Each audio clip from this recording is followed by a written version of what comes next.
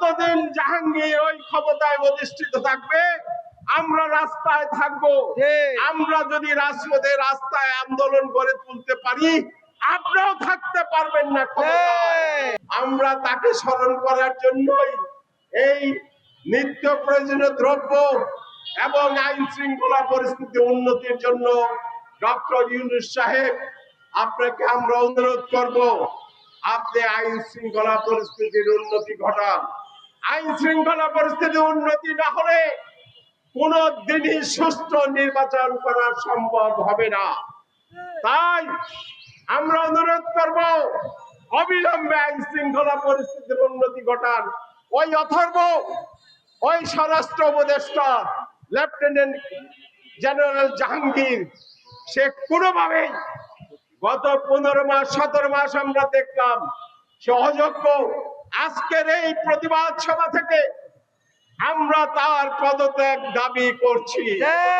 তাকে পদত্যাগ করাতে হবে, না হলে আমরা রাস্তায় প্রতিদিন রাস্তায় পড়ে থাকবো।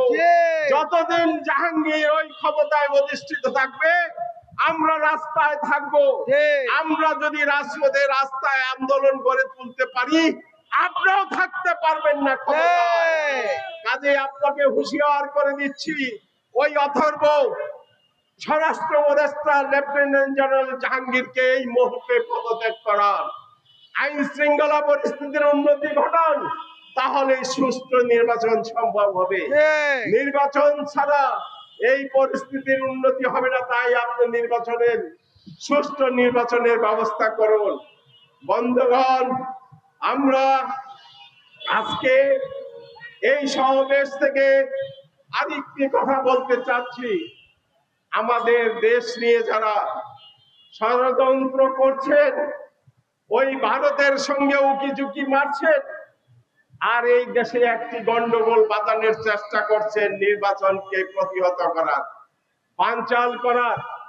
আমি তাদেরকে বলে দিব, আপনারা দেখেছেন সময় লেগেছে আমাদের, কিন্তু হাসিনার মতো ওই খুনিকে আমরা এই দেশ থেকে বিতাড়িত করতে পেরেছি। কাজেই ওই ভারতে বসে যারা ষড়যন্ত্র করছেন তাদেরকে হুঁশিয়ার করে দিচ্ছি, এই দেশের বিরুদ্ধে কোনো ষড়যন্ত্রে আপনারা মাতবেন না। এই দেশের মানুষ আপনাদেরকে ক্ষমা করবে না। জামাতে ইসলামকে বলবো, আপনারা এই নির্বাচনে আসতেছেন, ধন্যবাদ জানাই, কিন্তু কোন ষড়যন্ত্রের ফাঁদে পা দিবেন না। আপনারা 71-এর পরাজিত শক্তি, আবার 24-এ আমাদের সঙ্গে এসে আপনারা লড়াই করেছেন, আপনাদেরকে ধন্যবাদ জানাই, কিন্তু 71 নিয়ে কোনো প্রশ্ন তুলবেন না। 71 আমাদের অস্তিত্ব, 71 নিয়ে কোনো প্রশ্ন তুলবেন না। এই দেশের মানুষ ক্ষমা করবে না। তাই বন্ধুগণ, আমরা এখানে আমাদের সমাবেশ আমরা শেষ করব।